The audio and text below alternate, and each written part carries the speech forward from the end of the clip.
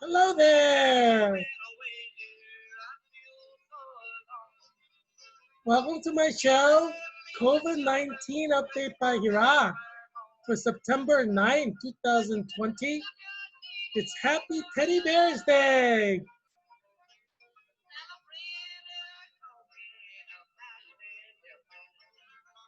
And we have some bluegrass music to enjoy. Yeah, it's an election year. We're 60 days before election. As you know, I'm Heerak Christian Kim, independent candidate for U.S. Congress in Virginia's 8th District. And I'm running to be your congressman in Arlington, Alexandria, Falls Church, and Fairfax County. Yeah, so vote for me on November 3rd, 2020. Yeah, you can have a better congressman than I, Virginia's 8th district, so vote for me. Yeah,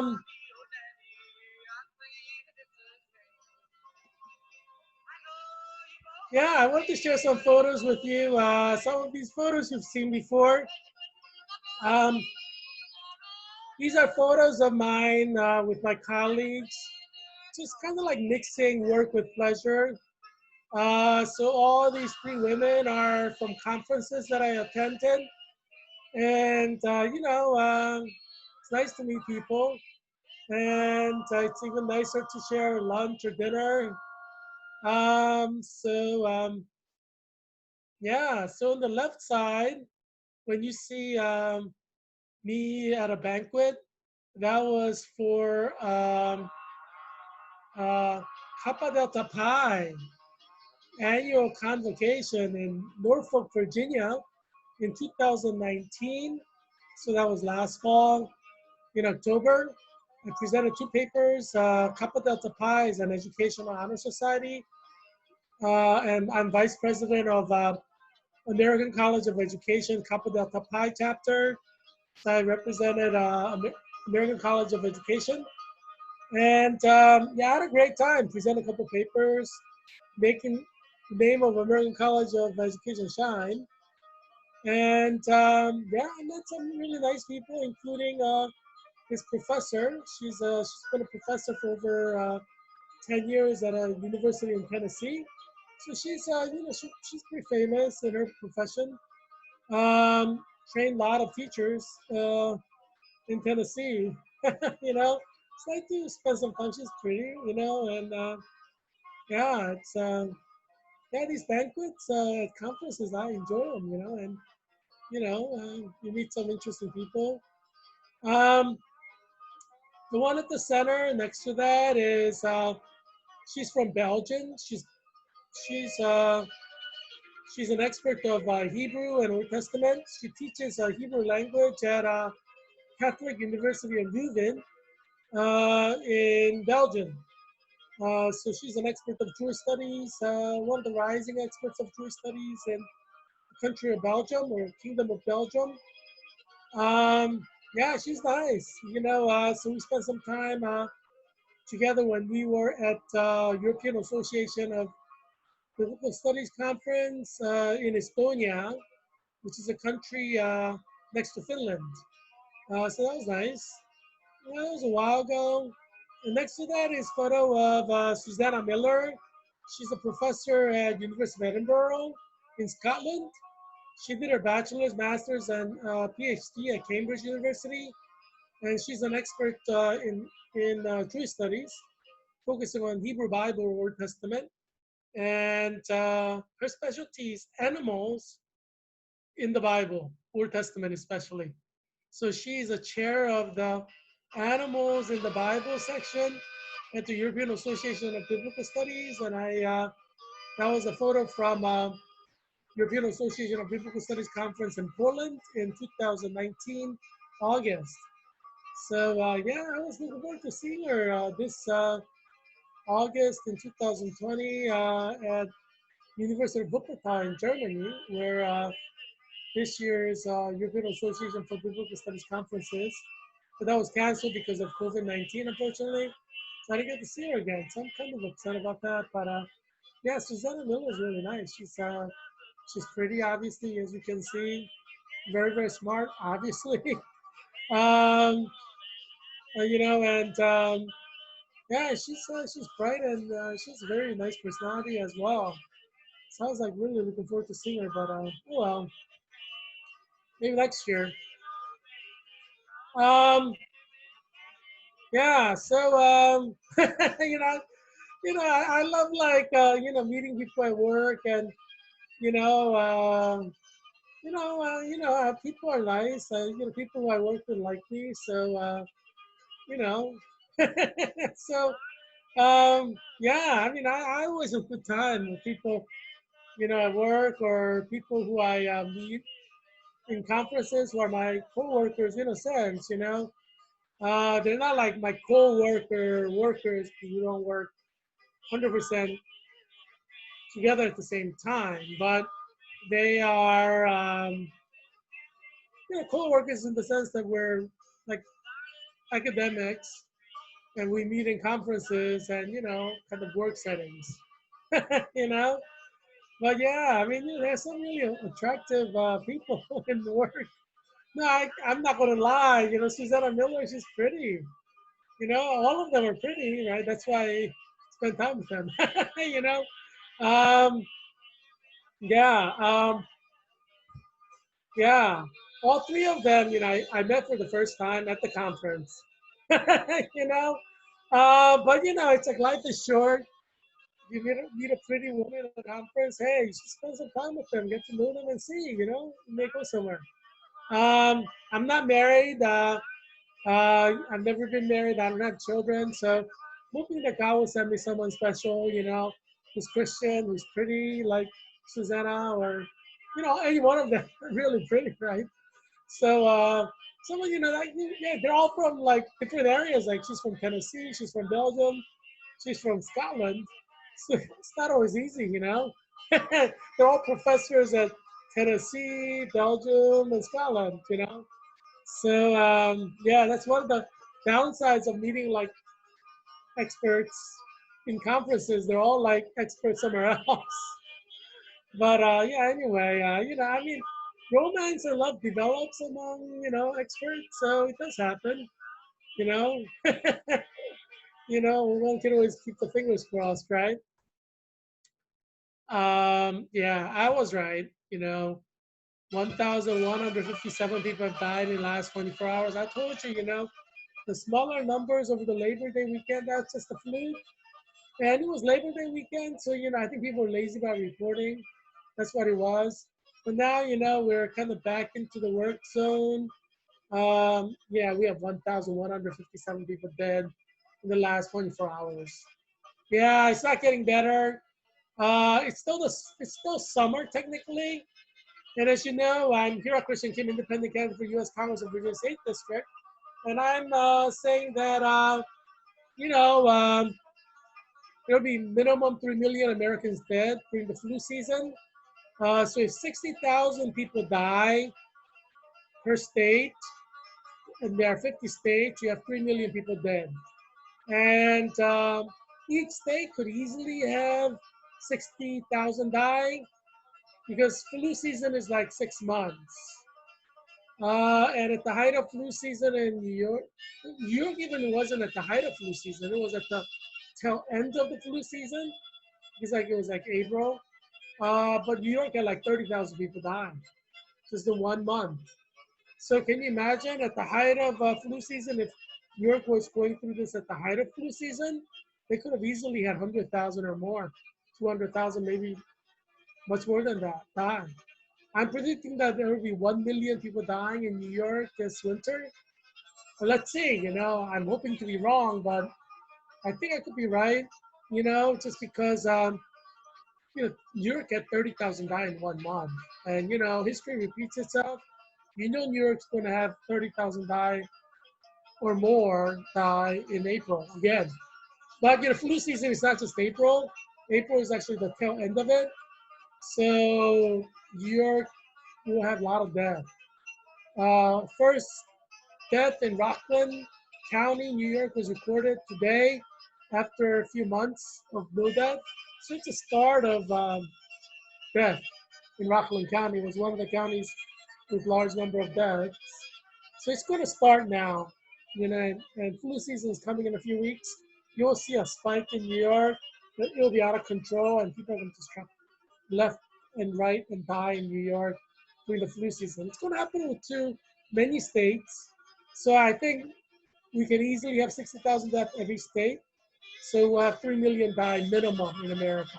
So that's my prediction. I'm predicting that, it'll be more like 25 million people dying, but minimum 3 million. Anywhere from between like 3 million to 25 million will die during the flu season.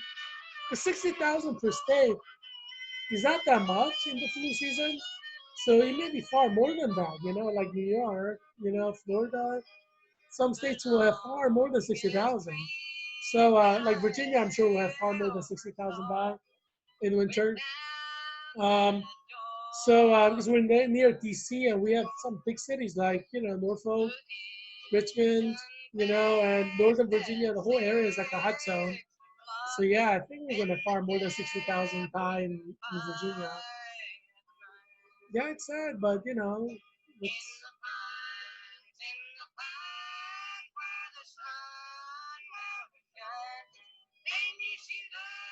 bluegrass music is nice. I bet my friend from Tennessee likes bluegrass.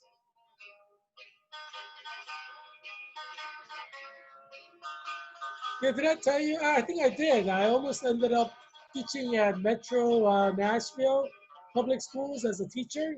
I got hired from elementary school in Nashville, Tennessee, to teach sixth graders. Um, and yeah, I was all about to go, but you know, uh, Washington D.C. Public Schools, hired me and ended up paying me something like $30,000 more than Nashville Public Schools.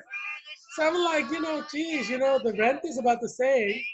It's like 1,500 per month, either in Nashville or in Arlington. It's like similar for like, well, it might be a little bit bigger in Nashville, but for like one person apartment.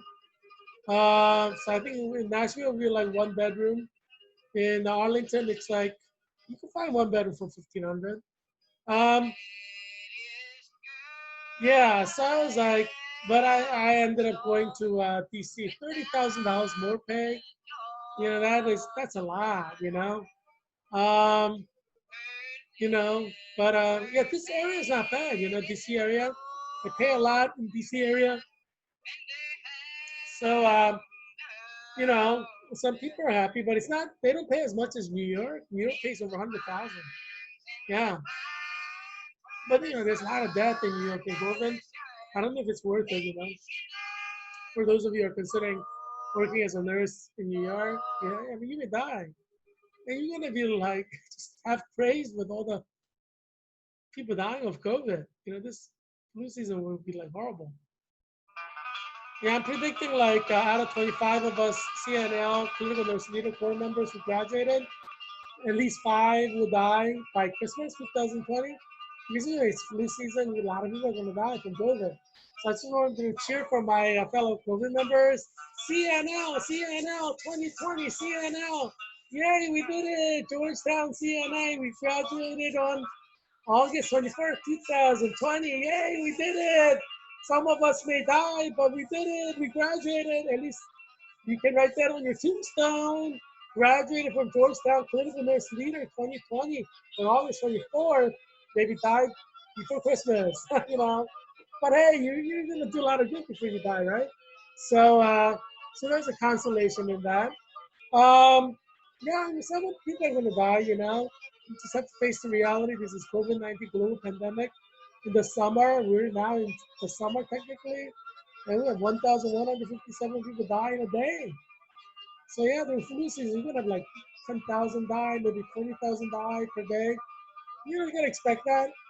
Um, it's a global pandemic. Yeah. So we have some serious number of cases in California, which is number one in America. 747,262 cases. Death rate is at 2%, so it's relatively low. but numbers add up. So they have 13,983 deaths so far. Um, Texas is number two at 67,500, 2% death rate, 13,923 deaths. Florida is 652,259 cases. Death is 12,110, 2% death rate. New York, obviously California, Texas, Florida did not really experience COVID-19 outbreak during flu season. New York did at the tail end of it in April. And look how many people died in 1 month, basically. 33,013 people died, 7% death rate. So New York has 441,154 cases. If you're in New York City, expect to die. I mean, there's like 10 million, I guess. 10% probably will die or more. Like 1 million. Yeah, I mean, there's going to be a lot of death in New York. Because, COVID-19 spreads through like apartments, dormitories, prisons. So yeah, New York with high skyscrapers, a lot of apartment buildings are asking for death. For the same reason, Arlington County, we're gonna have a lot of deaths. I mean, it can't be avoided because Arlington has a lot of apartments. So a lot of people are gonna die in Arlington.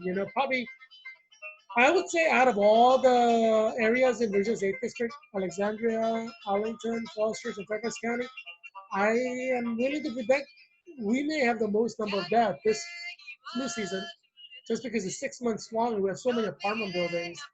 We're concentrated 26 square miles, so I think we may beat Fairfax County in terms of death this flu season. It's sad. At least we have some good bluegrass music to listen to as we think about this sad future. It's kind of like apropos.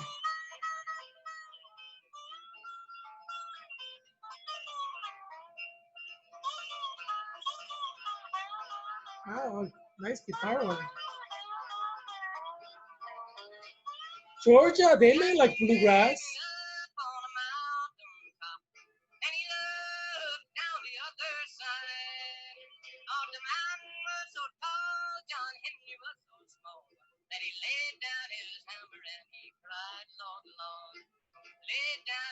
The South has so many great cultural things. I'm so happy to be in Virginia because it's like it was we had the capital of Confederacy here in Richmond. I drive around Virginia and I see like Confederate flags. And Dukes of Hazzard was one of my favorite shows growing up. The movies, remakes, those are great. So I like generally, I love to have a car like that and paint it like with Robert E. Lee, generally, like just like that. I love to do that. I mean, I may still do that, because I'm in Virginia. I'm proud to be in Virginia, and Virginia's culture is kind of, pretty culture. Virginia Southern Belle, traditions in Virginia, it's nice, and I know like Robert E. Lee, Dukes of Hazzard, I was in Georgia, and I have to confess, Georgia women, I think are prettier than Virginia women. I'm not sure. I mean, I haven't been to every inch of Virginia, but I did my Master of Education in Reading Instruction. I'm a reading specialist at University of West Georgia, and oh my gosh, women are so pretty in Georgia. I was like, man, I want to move to Georgia. I actually have a teacher license eligibility in Georgia. Yeah, I could like pick up tomorrow, go to Georgia and start teaching in Atlanta or anywhere in Georgia. Yeah, I could teach like what 20 different subjects. I have expertise in so many areas. It's not even funny. But yeah, Georgia wants me. But oh man, I mean, I think I only need one woman to marry, so I don't necessarily have to be physically in Georgia. Although if I'm physically in Georgia, I'll probably meet more pretty women uh, more regularly. Because Georgia women are amazingly pretty, The ones that I've seen, like on University of West Georgia campus, you know. Um, yeah, it's in Carlton, Georgia. Yeah, I kind of miss my school. All the beautiful women there. But yeah. Anyway, but I like Virginia. My favorite Confederate general was Stonewall Jackson, and we have a shrine to Stonewall Jackson in Fredericksburg. So I feel like comfortable here because he's a good Presbyterian Christian. He fought for the Confederacy in Virginia, and his Christian testimony was, I do everything for the glory of God. So since I'm a soldier, I'm going to kill as many people, as many enemy soldiers as possible, and I see that as work for God. That's God's work.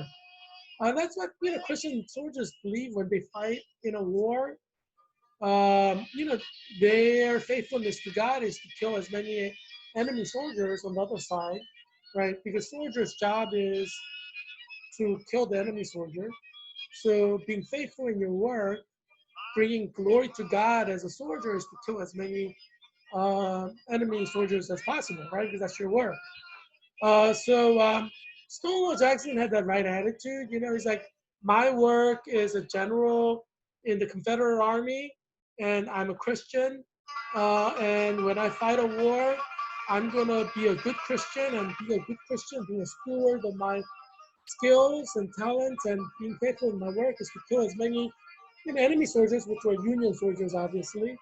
And when they said, they heard Union soldiers quivered at the name of Stonewall Jackson. Is that funny?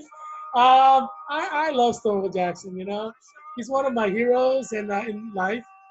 Um, yeah, I hope if we had U.S. Marines who fight like Stonewall Jackson, we would not lose any wars. I love Stonewall Jackson. Um, but Robert E. Lee is close second. I like Stonewall Jackson #1. Out of all the Civil War generals I like Stonewall Jackson #1 and Robert E. Lee #2. One thing I don't like about Robert E. Lee is, he was a softie. He loved Washington D.C. and he loved because he was the commander in chief of the United States military forces. So he had a soft spot for Washington D.C. So after the Battle of Bull Run, when he won, all he had to do is march on to Washington D.C. and slash and burn everything. Then the South would have won the war in 6 months. But Robert E. Lee was weak. He wasn't willing to do the hard thing and to slash and burn everything in Northern Virginia, West, like not Northern Virginia per se, but West Virginia and D.C. and Maryland. So all you have to do is slash and burn everything. Like General Sherman did in Georgia. Civil War would have been over in 6 months, and we would have Confederate flag flying in all 50 states. But sometimes things don't happen the way you want it to. What can you do, right? Yeah, life is like that. But I like Robert E. Lee, but not as much, just because he was a wuss. He had to slash and burn everything. Um, I mean, I would like General Sherman if he slashed and burned, Lincoln's home. That would have made me very happy. But I just don't like Lincoln. I think he's a fake. I mean, everything I know about Lincoln from history, like, he seems like a big fake to me. He didn't seem like he believed in anything. Not like, not like, Stonewall Jackson, like devout Christian. He loved Jesus. But Lincoln seemed like a secular guy who didn't really like Jesus. And so I don't really like Lincoln. He's not my favorite president. I don't really like him. But I like presidents who love God, who love Jesus. Lincoln was one of these people who was a good Christian or loved Jesus. His faith did not define him. So I don't like Lincoln. But like Stonewall Jackson, I like a lot. This is great Christian. He gave testimony to his Christian faith, shared the gospel with people he met. So Stonewall Jackson is my biggest hero. General Sherman, as I said, if he slashed and burned Washington D.C. and Lincoln's home, I think I would have liked him. But he slashed and burned Georgia, and I like Georgians. People of Georgia, state of Georgia. So yeah, I don't like General Sherman either. Yeah, he caused so much suffering in Georgia. All this, like I'm thinking about all the beautiful women in Georgia. Georgia peaches suffering, and because their houses were being burned by General Sherman, just makes me upset. you know, you know. But yeah, anyway, what can I say? I like Virginia, Virginia's history, and I'm encouraging everybody in Virginia to fly the Confederate flag. Maybe not. If you don't want to do it outside, do it inside of your home. Make sure you teach your children, beauty of Confederate culture, Southern culture. That is the Southern culture. That is the history of Virginia. Yeah, it's a proud history. Yeah, I'm planning to stay in Virginia, so I'm going to teach all my children Confederate values. Uh, you know, give them like Confederate shirts. you know, uh, I'm going to teach them what Confederate culture was like, and obviously, they can't join the KKK because they're they're not white. I'm not white. I can't join the KKK. I mean, if I were white, and if my kids were white, I would encourage them to join the KKK because I think it's important to be proud of your culture, and your race. Black people join Black Lives Matter, and more power to them. I said, join the Black Panthers, Black Lives Matter. Black people should be proud of their Black history. But on the same token, white people should be proud of their culture too. And I like the KKK. I think it's a good Christian organization. They love Jesus. So I love to, like if I were white, I would encourage my children to join KKK. But I'm not white. I can't join it. I'm not. So what can you do? Maybe I can marry a KKK member. That'd be great. But I don't know if she will marry me though. If she's KKK member. But yeah, I like the KKK. They've done a lot of good Christian things. They try to protect the Christian faith from like homosexuality and all these like LGBTQ issues. So Romans chapter 1 is 100% against LGBTQ gay rights. So KKK is more loved by God than the social justice people who love like LGBTQ people. God hates them. God hates all social justice people who love gay people because God hates gay people. Romans chapter 1 is very clear. God burned down Sodom and Gomorrah, killed everybody, including believers, because God hates homosexuals that much. So I'm sure God hates every single social justice people. I'm sure God hates everybody in social justice, center at Georgetown University, at Notre Dame University, at Boston College, at Loyola Marymount University. God hates all these social justice people because they want to push homosexuality down your throat. Like every Catholic woman who became a lesbian, they became lesbian because of these social justice centers and Catholic universities. I'm like, close them down. They're like tools of Satan to make Catholic women into lesbians. Yeah, I mean, they're evil.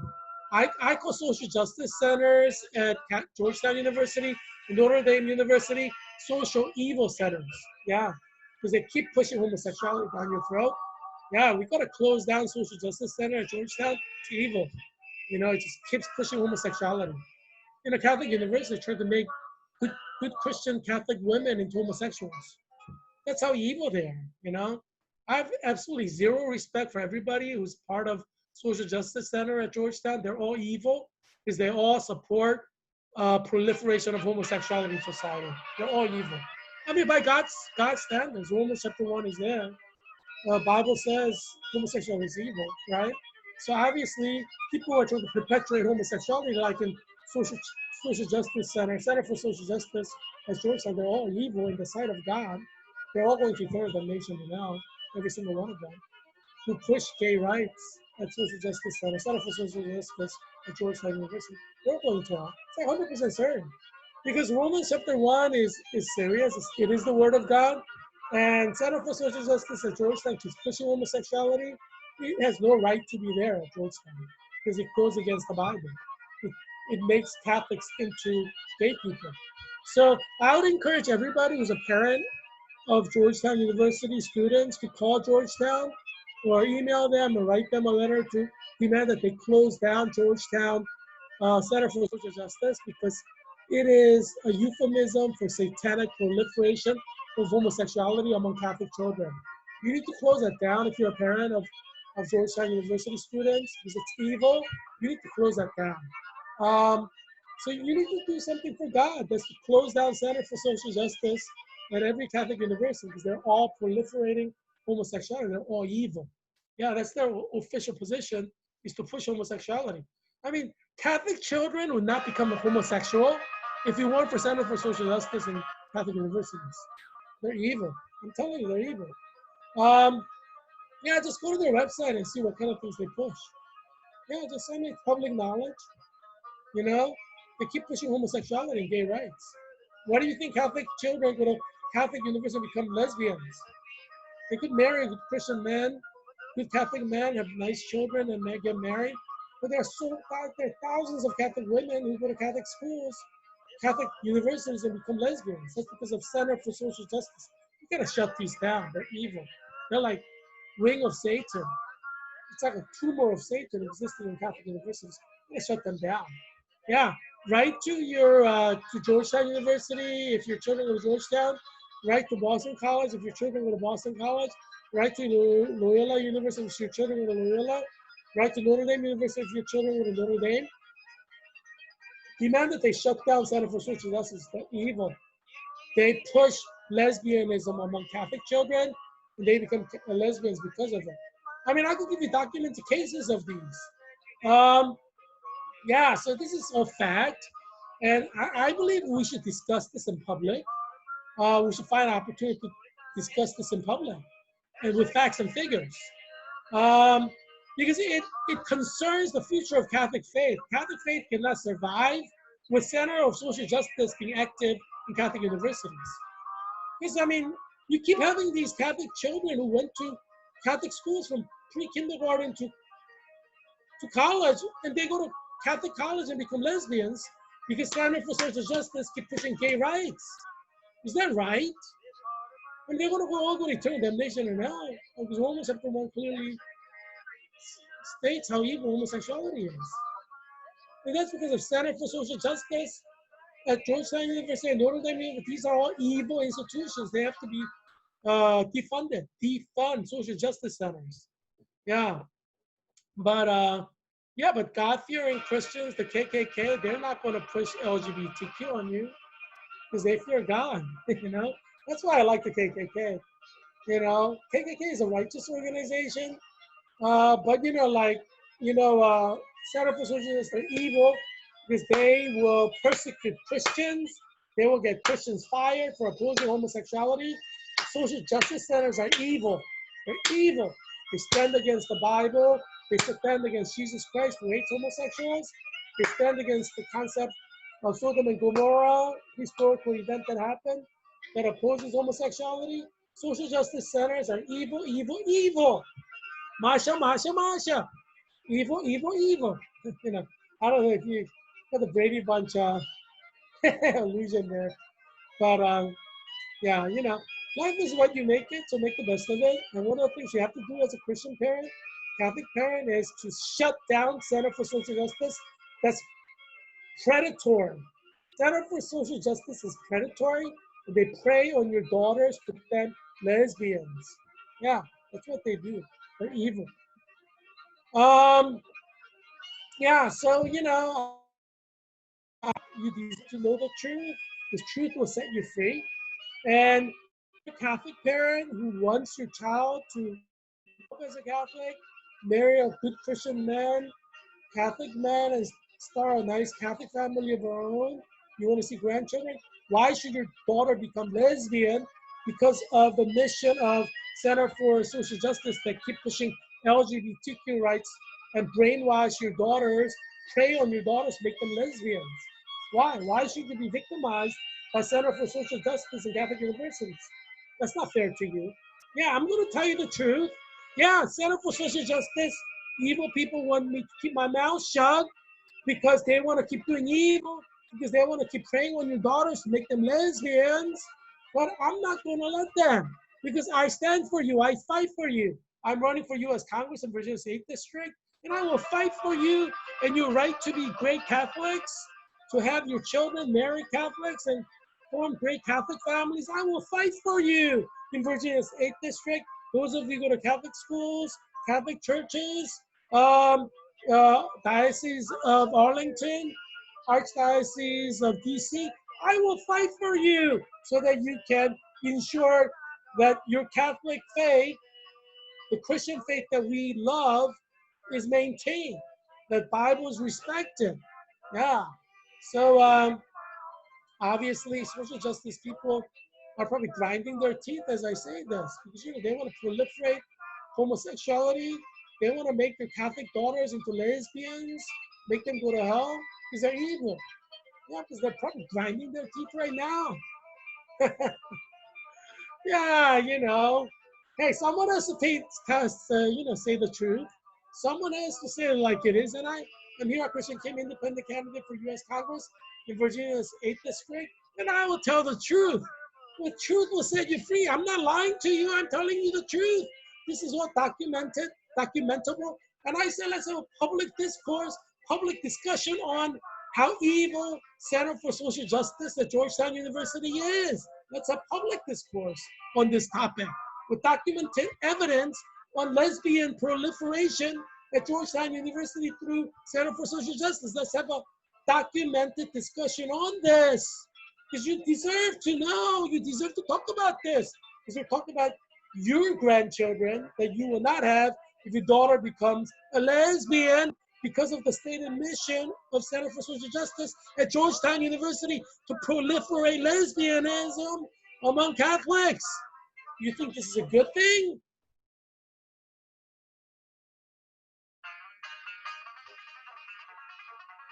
This music is good, bluegrass music. I love the sound.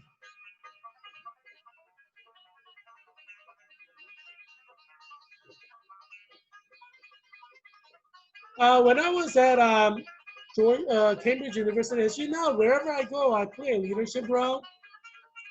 And I'm very good at diplomacy. So I have a track record of doing great things. Yeah, wherever I go. I did great things when I was at Georgetown University. I worked with Vice President Bosco, Vice President of Missions and Ministry at Georgetown University, to start Catholic Ministry retreat for Georgetown graduate students. Yeah, you can ask Friar Bosco.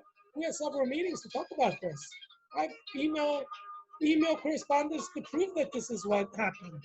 I worked with Vice President Bosco to bring about a Catholic support system for Catholic graduate students, because there was no Catholic retreat for Catholic graduate students. And I said that's wrong. It's a Catholic university. We need a Catholic retreat for Catholic graduate students. Yeah, ask Bosco, Vice President Bosco, he's Jesuit priest, head of the Office of Mission and Ministry. Yeah, I've documented evidence that I spearheaded this initiative at Georgetown University. Yeah, this is the kind of thing I do for you to save the Christian faith, to save your Catholic identity. Yeah, to protect your children for the predators and Center for Social Justice who want to make your innocent daughters into lesbians, and send them to eternal damnation in hell. This is what I do. I defend the Christian faith.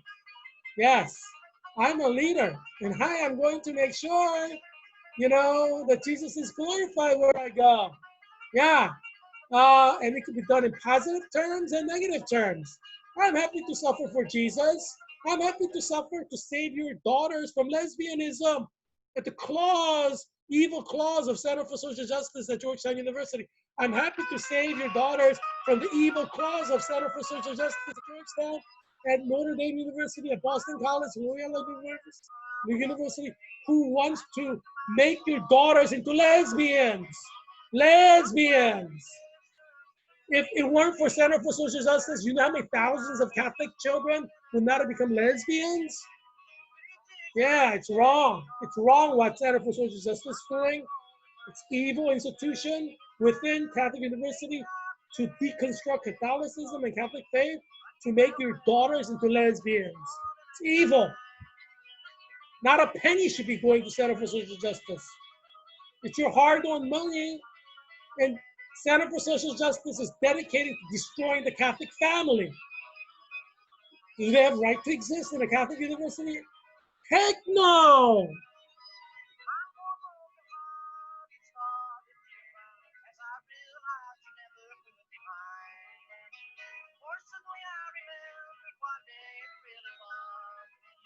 Your daughter can experience, love, get married to a nice Catholic boy, start a Catholic family, and you can go to your grandchildren's baptism and confirmation, and your grandchildren can marry Catholics, have nice Catholic families, and Center for Social Justice is taking this away from you.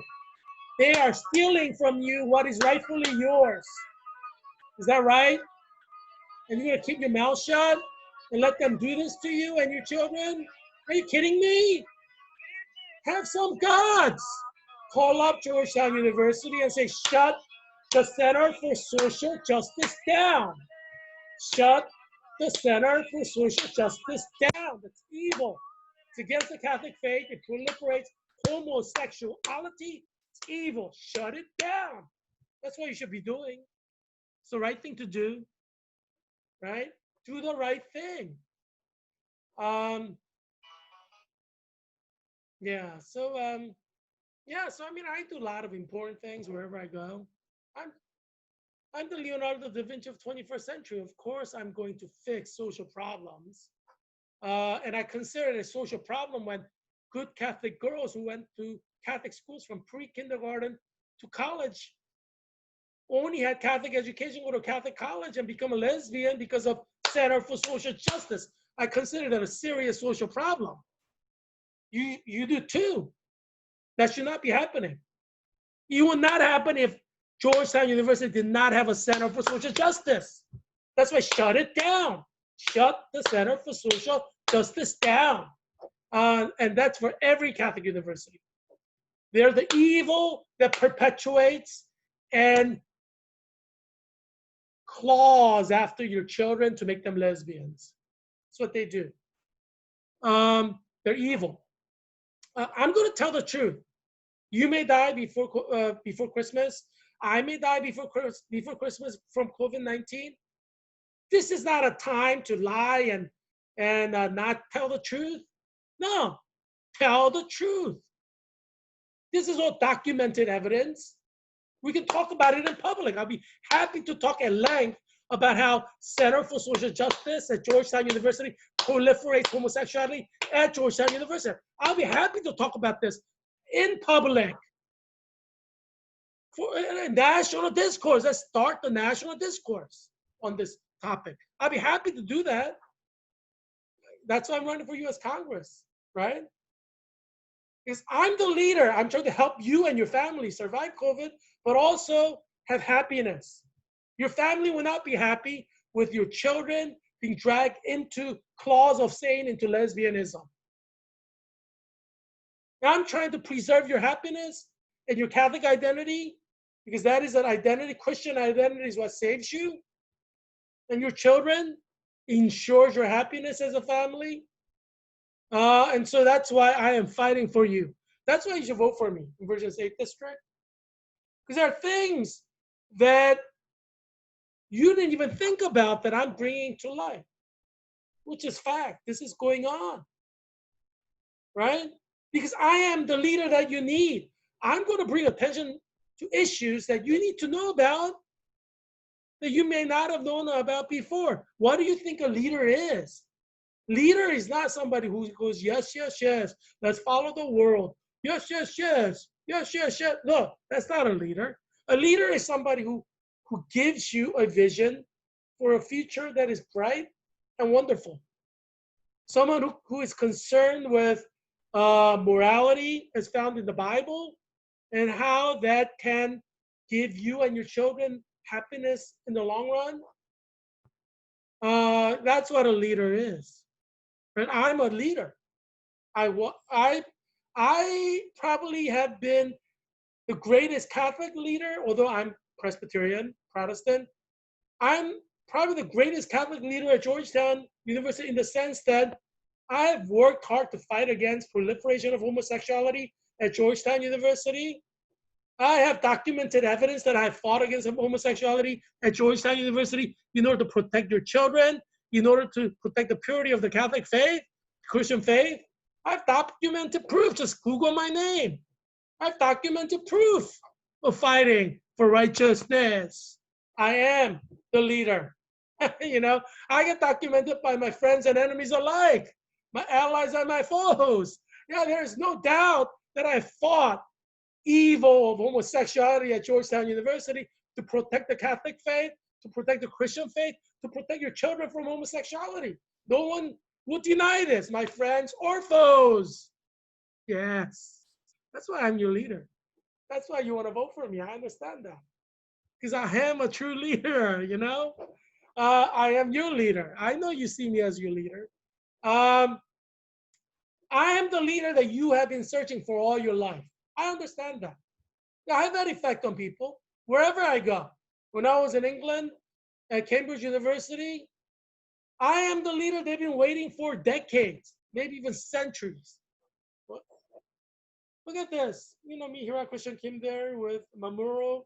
So I'm the president of Cambridge University Korean Society. Momoro is the president of Cambridge University Japanese Society. Diplomacy at work. First time in the history of Cambridge University, any university in anywhere in the United Kingdom, we had a joint Korean and Japanese conference. I organized it with Mamoru. You know, it was a big thing. We had it at King's College, Cambridge. We organized and announced it. It was primarily between, you know, it was a joint conference to create understanding, since everybody in Cambridge University Korean Society are like leaders in Korean society, present or future. Many of them are already leaders in Korean society. Like, you know, they work for the government or whatever. But they just came to pick up a master's degree in foreign service, you know. But they're already like leaders in Korea. And same with Japanese society members. They're already like leaders in Japanese government, foreign service agencies, you know, embassies, you know, consulates. I think there are like several consulate members or whatever, you know, who come to just pick up a master's, in a sabbatical year, the Japanese government pays for, and, you know, help them with their promotion as well. So they're like certified leaders from Korean government, certified leaders from Japanese government in our societies. So, you know, I organized this event, first ever in any university in English, Scotland, Wales, and Northern Ireland in the United Kingdom. And it was pretty big. And, you know, I'm very good at diplomacy, making alliances, you know, creating understanding, identifying enemies that have to be identified, you know. That's, you know, part of diplomacy, obviously. You know, I'm an expert historian, and my field of expertise in history is strategic warfare. Yeah, I was gonna, you know, I actually applied to teach CIA, and my top choice job, had they hired me, is train assassins to be sent up by CIA. You know, like Born Identity. That would have been my choice, to train assassins to be sent out to kill people around the world, to maintain America's strategic advantage. As I said, you know, all's fair in war. You know, for Christians, it's Christian duty to kill as many enemy combatants during a war. That's being a good Christian. Christian duty is to kill as many enemy soldiers in a war. That brings glory to God. That's why, you know, Stonewall Jackson said he understood the Bible correctly. Yeah, so obviously, you know, like if I'm head of CIA branch of training assassins and sending them out to carry out assassinations effectively to maintain America's strategic advantage, I'm doing God's work. Every kill glorifies God. You know? Yeah, I mean, yeah, this is all part of Christian theology. I mean, I know 2,000 years of Christian theology. It's part of Christian theology. You know, they're, you know, like Anabaptists, people who are like pacifists, but Calvinism, John Calvin and Martin Luther killed them. You know, they're Christians, but they didn't want to fight wars.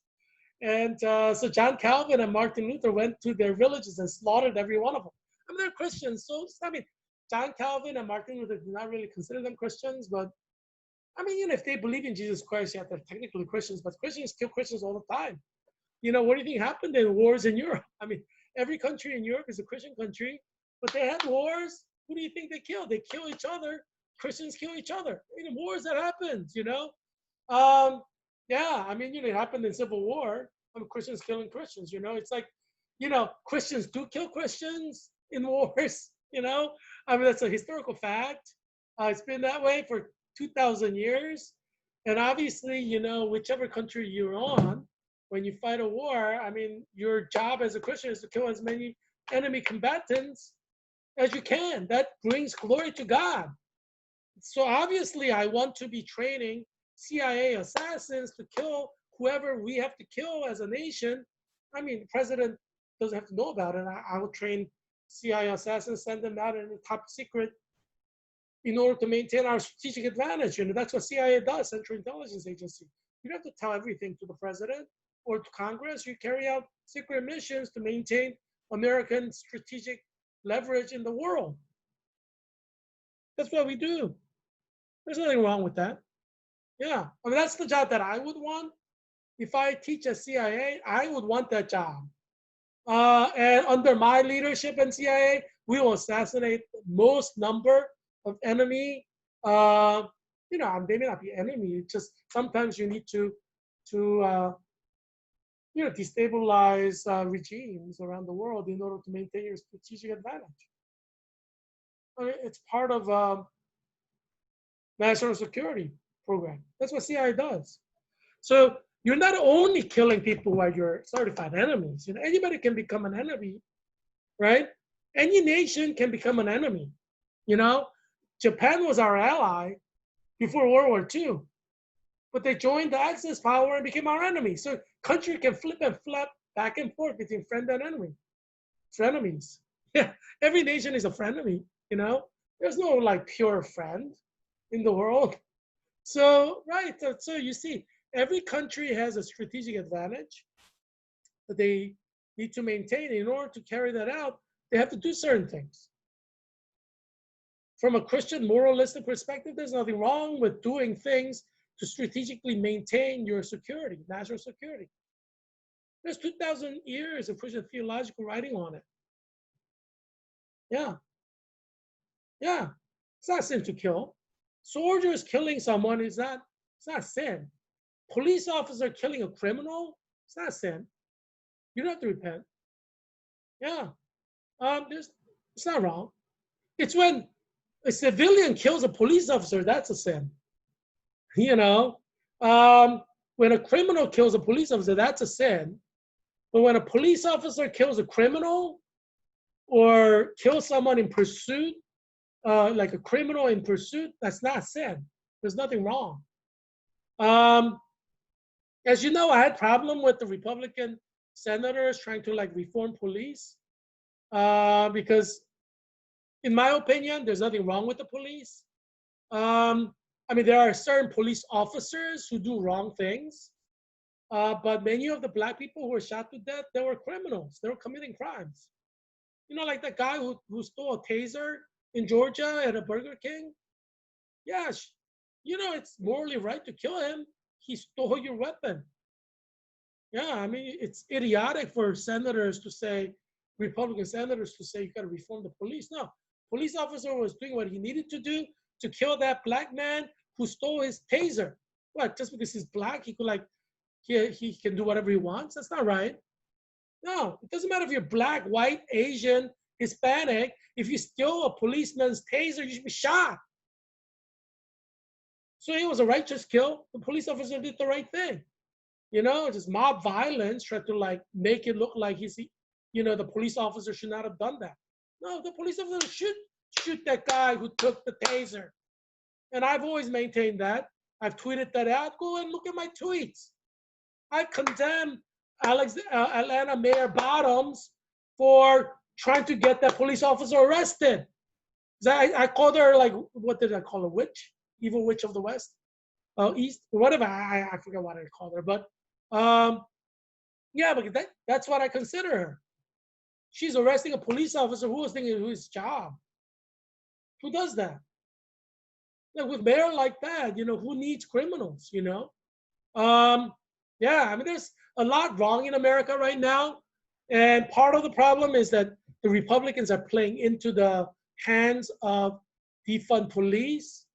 There's nothing that has to be reformed with the police department. There are some police officers who should be disciplined when they go out of line. But in Atlanta, when that police officer shot to kill that black man who stole a taser from police officer, there's nothing wrong there. He should have done that. It's the right thing that he did. I don't believe in the liberal media who tries to portray all police officers as evil. I was very clear: when police officers kill criminals, it's not a sin if the criminals are resisting arrest, or using a weapon or stealing police weapon. Yeah, police officers have right to kill the criminal, whether they're black, white, Asian, Hispanic. Doesn't matter what race they are. Black people are like talking about blackness all the time. They're like the biggest racists in America. They make race such an issue. What do you think racists are? Racists are people who make race an issue, right? Justice for everybody. It's not justice just for black people. Justice is justice for everybody. When black people try to make justice like specific to black people, that's racism, because they just talk about blackness, and that's what racism is. Every black person who talk about blackness and police, they're all racists by definition, because they're talking about race. They're singling out a race and making that an issue. What do you think racists are? But you have the right to be a racist. As you know, I support the First Amendment, and I support black nationalism movement, like Black Lives Matter. I support KKK, white nationalism. I support Asian nationalism. I support Hispanic nationalism. You should be proud of your race, whatever your race is. You have that right. This is America. You have the First Amendment right to be racist. So I have no problem with black people being racist, but let's just call it racism, right? I mean, it's racism when black people say black people deserve certain specific rights when other races don't deserve those rights. That's racism. Everybody deserves rights, not just black people. Yeah, so I mean, I think like defund police is a racist movement. Black Lives Matter is a racist movement by the virtue of the fact that they're making black race an issue. But you have the right to do that. I support your right to be racist. As I said, I support the KKK right to be racist.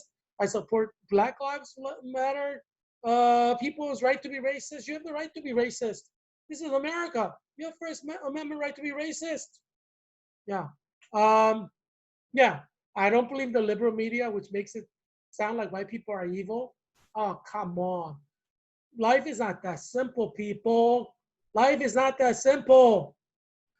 When people, like grown-up people, act like they're like in pre-kindergarten, it just makes you sick, doesn't it? Like, all white people are not evil. I mean, geez, you don't think there's black privilege?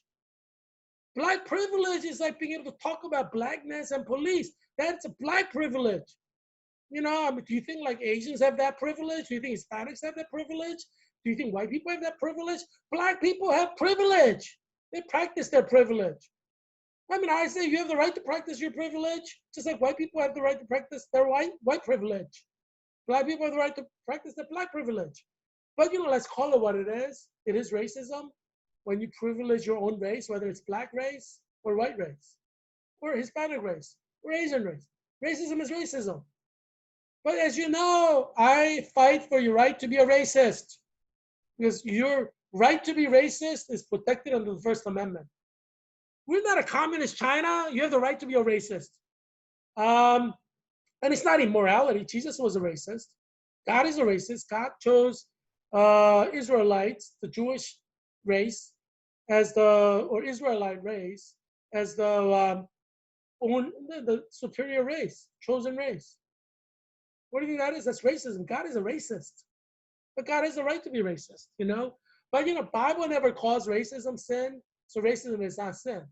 You know? It doesn't matter what you think. It matters what God thinks. God doesn't say racism is racism, so racism is not racism. That's the only thing that matters. Who cares what you think? You think racism is sin? Well, you're not God. You don't have the right to say that. Yeah. People try to become God, which is sin. You know, the Bible says, do not make yourself an idol. People are making themselves into an idol and saying things that God doesn't say. God never says racism is sin. God never fights racism in New Testament or Old Testament, but God does fight homosexuality, LGBTQ rights. God does both in New Testament and Old Testament. So that's why you should focus on fighting what God wants you to fight, which is LGBTQ rights. Don't believe the liberal media. Liberal media will lead you astray. But as you know, I am a great diplomat. So I organized this historic event, and I invited Professor Dr. Sebastian Kim, who's one of the global experts on Asian theology in the world. He was a professor at Cambridge University, and then he was professor at University of Birmingham, and now he's a professor at Fuller Theological Seminary in America. And he's written a lot of books, you know, and he plays a pretty important role in Asian theology around the world. And I was really close with him when I was in Cambridge. We're close friends. So I invited him for this historic event, and he gave a really good talk, you know. Obviously, Mamoru is like Shinto or Buddhist, you know, he's not Christian, but hey, you know, you don't have to be afraid to be a Christian around people who are not Christian. That's why I invited, and I wrote down Reverend Dr. Sebastian Kim, right? Now, there's no need to be scared of other people of other religions, you know. Majority of Japanese people are not Christians. Only 1% of Japan is Christian. Majority of Japan is like Buddhist or Shinto. Yeah. Who cares? I'm Christian. I'm the president of Cambridge University Korean Society. I want a Christian clergy there to give a talk, on Asian theology. You know, I'm going to do what I want. You know, if Mamoru doesn't like it, he could tell me, you know, but I'm going to suggest it. And if he doesn't object, we're going to do it. You know, you don't have to be so ashamed of Christianity if you're a Christian. Christianity has given the world a lot of good things. It's a very positive force in the world. So I'm proud to be a Christian. I'm proud to represent Christianity in public like I do now, or whenever I do historic events, I am happy to talk about Christianity. I'm happy to represent historic Christian faith at Georgetown University and take the punches from Center for Social Justice and all these feminazis and people who want to destroy Catholicism and Christian faith at Georgetown University. I'm happy to take the punches. Yeah, that's what being a leader is. Being a leader is not like, oh, you want to fight racism? Let's all fight racism. The Bible doesn't want you to fight racism, so why are you fighting racism? You see what I'm saying? That's not a leader, that's a follower. A leader is somebody who's like, what is the most important thing in Christianity? Well, let's do that. Let's follow the most important thing in Christianity. That's a leader, and I'm a leader. You see what I'm saying? That's why you follow me as a leader. That's why you look up to me. I understand that. I've been a leader all my life, so I'm used to it. Yeah. So, yeah. Yeah, life is good, when you live with your conscience clear, there's nothing like it. I know there are a lot of people who are like weighed down by conscience because they're not following the Bible. The Bible doesn't want you to fight racism. I don't fight racism. So I don't feel like I'm doing something that I'm not supposed to do. God doesn't want you to fight racism. It's clear in New Testament and Old Testament. So if you fight racism, then obviously you're going to have guilty conscience. Your conscience is not going to be clear. This Bible doesn't want you to fight racism. The Bible wants you to fight homosexuality. Yeah, Romans chapter 1 is there in clear sight. Yeah. Yeah, God is good. God is good all the time. A lot of people want to be God, you know. There's only one God. God the Father, God the Son, God the Holy Spirit. Three persons in one Godhead. Holy Trinity. There's only one God. Um, yeah. Yeah. So, you know, I like the KKK because they honor God, God of the Bible. And that's, you know, you know, as I said, if I were white, I'll make sure all my children become members of the KKK, you know, but I'm not white. So I mean, I'm barred from membership, you know, because you have to be like pure white race. Oh well, life is tough. You know, what can you do? I'm happy to be Korean, so I do Korean stuff. Um, in Korean culture, if you marry non-Korean, you're like out of the culture. you know, there's such a racial purists. Koreans are like that, and Chinese are like that too. You marry a non-Chinese, you're kind of out of China. I mean, if you're not living in China, it doesn't matter. If you're not, but it matters if you want to live like within Chinese community or within Korean community. Who you marry matters. I'm planning to marry a white woman, uh, but yeah, most likely that's going to be a problem for leadership within the Korean community. But hey, what can you do? We'll see. Um, yeah, I mean, our first president in Republican Korea, Sungman Rhee, and my great uncle was vice president from 1950 to 1953 under Sungman Rhee. Sungman Rhee was married to an Austrian white woman, but he was able to become a president. But the problem is he basically had to leave the country after his presidency ended, and his children really hasn't seen light within the Korean context. I mean, they do a lot of things globally, but they're no longer like within Korean power structure. Because if Korean, not just Koreans, Korean race, Chinese race, Japanese race, all the Asians are kind of like this. Indian race, Pakistani race. If you're Indian and you marry a white woman, you've given up your right to be a leader in the Indian community. It's just the way it is. Same with Pakistanis. If you're a Pakistani, you marry a white person. I mean, yeah, you could probably live without any problem in America, but you're no longer a leader within the Pakistani community. So it's kind of like that with Koreans, Chinese, Japanese, Vietnamese. It's like that with every Asian ethnic group. It's like that with the Filipinos as well.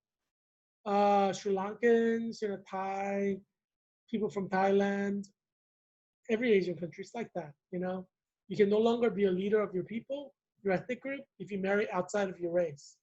So yeah, I mean, you could call that racism, but Bible doesn't condemn racism. So yeah, and you have the Black is Beautiful movement where Black people encourage Black people to marry Black people. That's great. You should be proud of your race. Yeah, but I'll probably end up marrying a white woman. So I like white women. I've dated like people of all races: Black women, Asian women, Korean women, Chinese women, Japanese women, Indian women. Pakistani women, uh, Iranian women. Like people of all different races. But you know, um, I like blonde hair, blue-eyed women the best. So that's probably what I will end up marrying. I will see. God's gonna guide me. Obviously, she has to be a good Christian. But after that, she has to be really pretty with a nice body. Because everything else can fall into place. But you know, yeah. But anyway, yeah, you don't marry your friend, right? You marry someone you love. So yeah. Anyway, I mean, you can fall in love with your friend too. But I mean, female friend. Um, that does happen, but eh. um, yeah. But anyway, yeah. So share more photos with you in the future. Um, and I'm going to be honest with you on this show because we need honesty and truth. COVID-19 is here, and there are people trying to hide the fact like people are getting COVID. This is ridiculous. People are dying of COVID. We shouldn't be hiding anything from anybody. We should have 100% transparency. Government must be honest with all the citizens about what's going on with COVID because citizens are going to die from COVID. Why should we hide anything from them? It's not right. We don't live in a communist dictatorship in China. They hide things from their citizens all the time. But this is not China. This is America. We don't hide things from citizens because it's we the people. It's the people who rule. People employ everybody who's in government. Presidents, senators, House of Representatives. We cannot hide things from the people. People are the employers of government officials. And that's why I support 100% transparency. And that's why you should vote for me on November 3rd for U.S. Congress in Virginia's 8th District. Because I'm going to clean up the corruption and all the secrecy and all the lies in Washington, D.C. I'm going to go in there, clean everything up for you. Yeah, you'd be like happy as a clam that you voted for me. So yeah, tell everybody to vote for Heerak Christian Kim on November 3rd for U.S. Congress. Arlington, Alexandria, Falls Church, and Fairfax County. Parts of Fairfax County. Yeah, so yeah, you'll be lucky if I become your congressman, because there was no one better. Let's be honest here. I'm not gonna lie. I mean, if I felt like Tom Byer is better than me, I'll tell you. Why should I lie? You know what I'm saying? I mean, if I present the facts and I think Tom Byer is actually a better candidate than I in certain issues, I'll tell you that. I'm looking hard because I want to say good things about Tom Byer. But I'm not finding it. Like he supports legalization of marijuana. I'm against it. I don't want to dumb the children, dull their minds. I want to sharpen their minds so they could become great people. I want my black students to become senators and House of Representatives and become president in the future. I teach. Before I went to Georgetown University for 2 years, a full-time, study to be clinical nurse leader, master's degree in clinical nurse leader at Georgetown University. I taught fifth graders at Savoy Elementary School, which is in an Anacostia neighborhood, Ward 8, the poorest neighborhood in Washington, D.C. 100% of my students are African American students, black students, and 100% free and reduced lunch. And I want my students, black students, become senators, billionaires, doctors, lawyers, president of the United States. So I don't want them to be doing dope, doing marijuana. I mean, so that's, you see what I'm saying? I mean, I want to say good things about Tom Byer, but I can't find anything. I'm still looking, so if I find something good, I will let you know. He is a nice guy. I met him, and I see him, and he's a nice guy. I like him. I could see like me talking and drinking coffee or strawberry ice cream soda pop and talking about stuff. He seems like an interesting guy. But yeah, so and I give you that. He's a nice guy. But yeah, on issues, I don't know. I haven't been able to find anything. I'll keep searching. I find something, I'll let you know. But I know, for a fact that I'm going to be a better congressman than he is. I think he knows that too. That's why you should vote for me. To be your congressman in Virginia's 8th District. Yeah, I will go clean up Washington, D.C. for you because you are the people. We the people. Yeah. I'm glad that you joined me today. As you know, this is a daily show, so join me again tomorrow, and I'll bring you more information that will help you and help your children survive COVID-19 and other things that will help you. So I look forward to seeing you tomorrow, and I hope that you'll be well and that your family will be well too. Okay, bye.